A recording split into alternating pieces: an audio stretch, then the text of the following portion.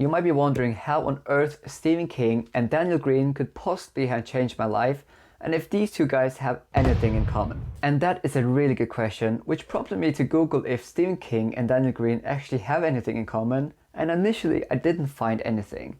But as I went deeper into my Google search, I discovered something surprising. Daniel Greene has apparently written several books with characters that remind people of Stephen King's writing. Okay, well, apparently it's not the same Daniel Greene, but I did discover that there's more than one Daniel Greene who's writing books. Fun fact of the day. Okay, apparently King and Greene don't have that much in common except they're both authors and live in the United States. But let's talk about why these two guys have had such a huge impact on my life. It's story time. Firstly, let's start all the way back in 2018 when I was visiting my then girlfriend, now wife, in Sheffield. At that time in my life, I didn't read that much, even though I loved books. And I remember we once walked into a bookshop in Sheffield and we wandered around. I had had a feeling for so long that I actually wanted to get back to reading, because as a kid I loved Harry Potter, The Hunger Games, and I loved Twilight. Okay, I'm just kidding, I didn't read Twilight. But I didn't know how to get back into reading and where to start.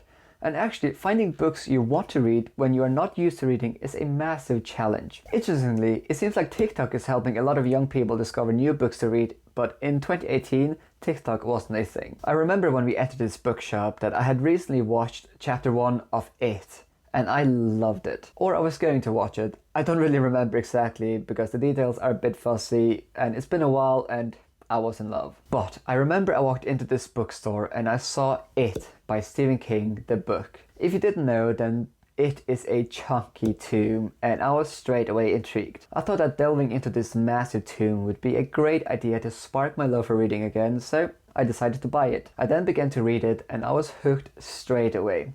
The first 100 pages of that book are incredibly scary and atmospheric. I remember I was reading this book in the late evening and the book was actually able to get my heart racing, and I hadn't experienced that in years. I read the book over, I think, 2 months, which is obviously a very long time, but I wasn't really used to reading and that book is chunky. But here's the most important part.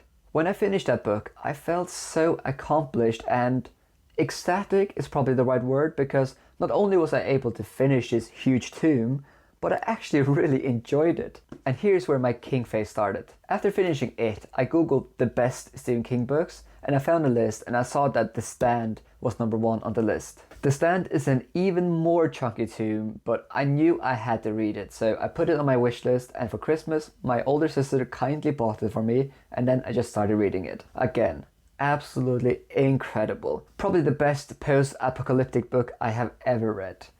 And at this point I knew I needed more King in my life, and I saw everyone online talk about The Dark Tower and how that was like King's magnus opus, so I knew I had to read that. I read The Gunslinger, which is the first book in the series, and I didn't necessarily love or hate it.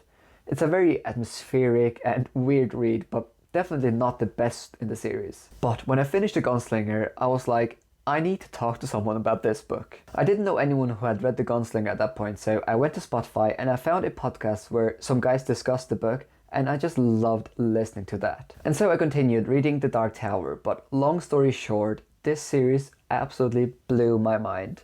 King did something that I didn't know was possible in the fantasy genre.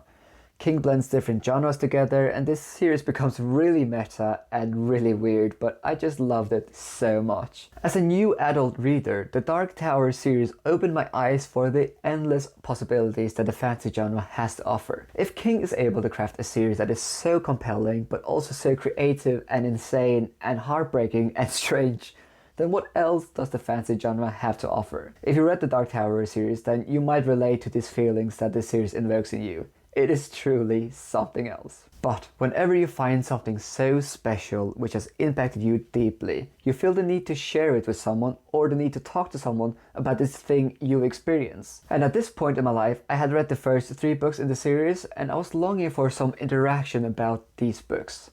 And here is where Daniel Greene comes into the picture. He called me one evening and said, "Do you want to talk about fantasy with me?" And I was like, yes I do. Okay, that is not how the story goes. I went into YouTube and wrote something like Stephen King books, and the first or second suggestion was Stephen King Multiverse Explained. I remember I saw that title and I was like, what? Multiverse? I clicked on it and I saw this young American guy whom I've never seen before explain that actually all of King's books are set in the same universe. Yes, you do have parallel universes and stuff like that, but essentially The Shining, The Green Mile and The Dark Tower are all set in the same universe. Mind blown. And that then led me to binge watching Daniel Greene's videos. Although it wasn't a direct one-to-one interaction that I was looking for, I was finally getting that fantasy fix I had been longing for. I was hearing someone talking about fantasy books that I had read in a way that was so fascinating and really interesting. It was just so refreshing to actually discover that there's an online community with readers like me. And I believe Daniel Greene had less than 100,000 subscribers at this point, but for me that was huge. Almost 100,000 people gathering around this Greene guy to hear him talk about fantasy books. The very first time I heard about the Stormlight Archive and Mistborn and First Law was through the Disheveled Goblin Daniel Greene. At this point I now had rediscovered my love for reading and I knew I wanted to explore more of the fantasy genre. And that is all thanks to Stephen King and then later on Daniel Greene. But just wait, because the story isn't finished just yet. After binge watching Daniel Greene for a couple of months, I then discovered Murphy Napier, Elliot Brooks, Mike's book reviews, and Philip Chase when he was actually only on 300 subscribers. And I was listening to these intelligent people every day, and my TPR just grew and grew and grew, and I became more and more passionate about books, and especially fantasy books. I felt like I had finally found my tribe of people. And then a couple of years passed and I then had read more than 100 adult fantasy books, and I again started to feel that longing for actually having some proper interaction about books. Yes, I was getting a fix through BookTube, but I didn't feel like it was enough. So I started a secret Bookstagram page which was called Library of a Viking, which then grew and grew and now has grown into a Bookstagram, a blog, a Twitter, and now a BookTube, which is still mind-blowing. But it all started with the King of Horror, Stephen King, and the Disheveled Goblin, Daniel Greene. I feel no shame in saying that I'm a fan of these two, which is why I own so many King books, and I own Bridge of Peace and Rebels Creed with signed book plates. And I'm so happy to see that Daniel has grown so much in the past 3 years that I've been following him. You can say what you want about him, but he is one thing for sure.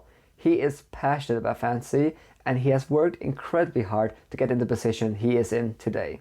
It's actually really weird because I almost feel like I know Daniel Greene because I watch so many hours of his videos. But I'm eternally grateful for these two guys because if it wasn't for them, then you would probably not be sitting and listening to this YouTube video right now, which is really weird to think about. The butterfly effect is real. Now, if by some small chance Stephen King or Daniel Greene sees this video, then I just want to say thank you. You've had a big impact on my life. So that is my story on how I started reading adult fantasy and how Stephen King and Daniel Greene played a key role in me eventually creating Library of a Viking. Has anyone had a similar impact on your life? How did you discover your love for reading? And as always, thank you so much for watching, and a special thanks to my Patreons. I really appreciate the support.